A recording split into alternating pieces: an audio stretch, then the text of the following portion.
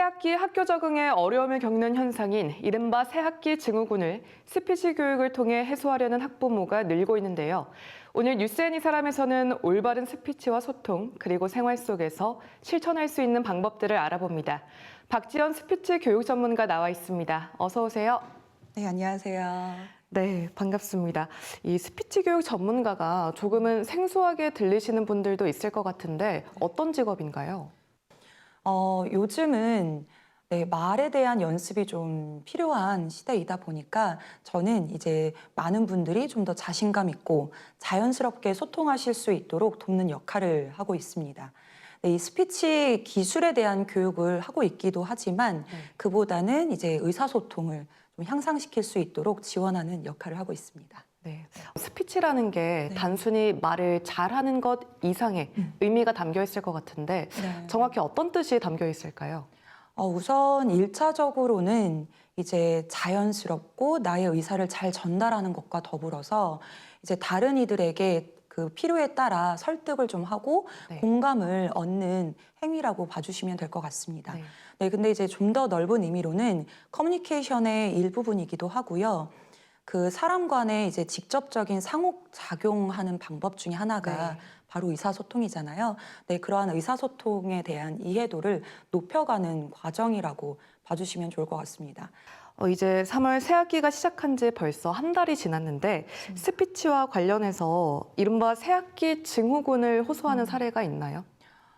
제가 3월 초 정도가 되면 이제 친구들과 굉장히 이야기를 많이 나누려고 노력을 하는데요. 어떤 친구들 같은 경우에는 저는 새 학기가 돼서 굉장히 좀 자신감이 생겼어요. 혹은 굉장히 기대가 돼요 하는 친구들이 있지만 대다수의 친구들은 두려워요, 긴장돼요, 떨려요. 이러한 목소리를 들려주는 경우가 좀 많습니다. 그렇죠. 네. 아무래도 이제 낯선 환경이나 혹은 선생님 그리고 새로운 친구들을 마주하면서 겪는 스트레스 때문일 거라 생각 드는데요.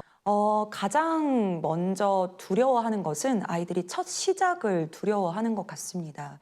그래서 제가 그냥 소소한 팁을 드리자면 먼저 친구에게 좀 용기 내서 인사를 건네보는 것과 더불어서 상대방의 말에 집중하는 힘을 기르게 되면 거기에서 오는 자신감이 있을 수밖에 없거든요.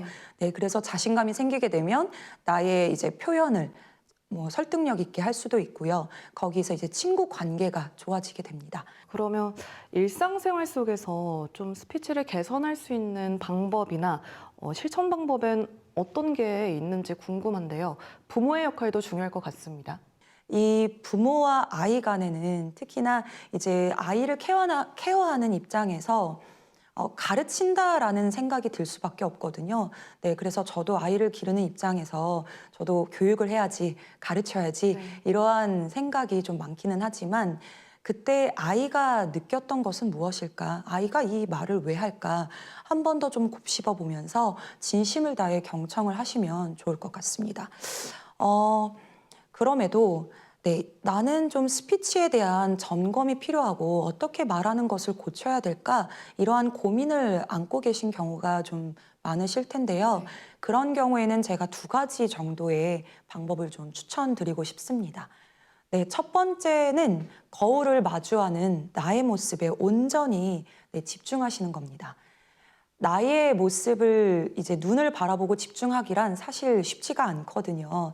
네, 하나의 주제를 정해놓고 거울을 마주한 다음에 내가 어떻게 말하고 있는지 그러한 모습들을 좀 확인해 보시면서 보완해 가시는 것을 첫 번째로 추천해 드리고요.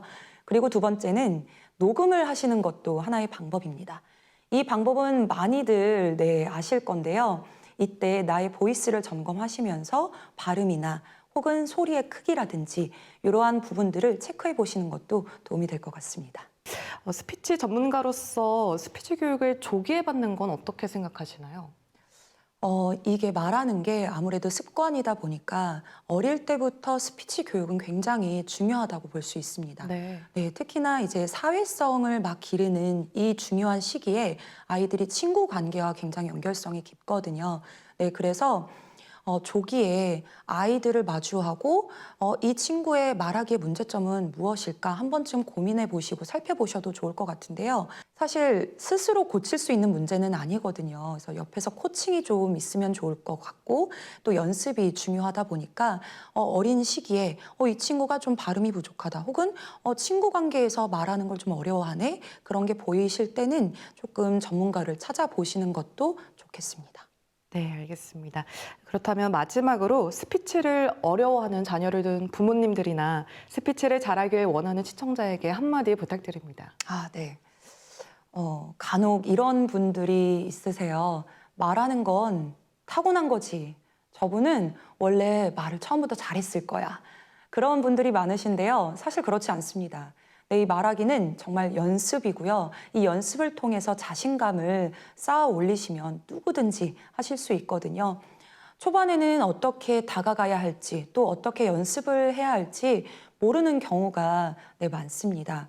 그런 경우에 한 번쯤 책을 놓고 리딩을 한번 해보시면서 한 문장 한 문장 이게 무슨 내용인지 곱씹어 보시면서 네, 말씀 연습을 해보시는 것을 추천드립니다. 누구든지 할 수 있습니다. 자신감을 가지시기 바라겠습니다. 네, 오늘 말씀 여기까지 듣겠습니다. 지금까지 박지연 스피치 교육 전문가와 함께했습니다.